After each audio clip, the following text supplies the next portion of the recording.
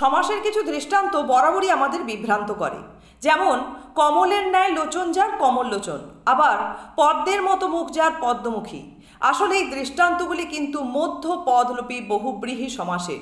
তোমরা অনেকেই এর ব্যাসবাক্যে একটি তুলনা বা একটি উপমার প্রয়োগ দেখে, অর্থাৎ ব্যাসবাক্যের মধ্যে যে কমল পদটি কিন্তু উপমানবাচক পদ এবং লোচন পদটি উপমেয়বাচক পদ, আবার পদ্মের মতো মুখ যার এই দৃষ্টান্তেও পদ্ম হচ্ছে উপমানবাচক পদ এবং মুখটি হচ্ছে উপমেয়বাচক পদ।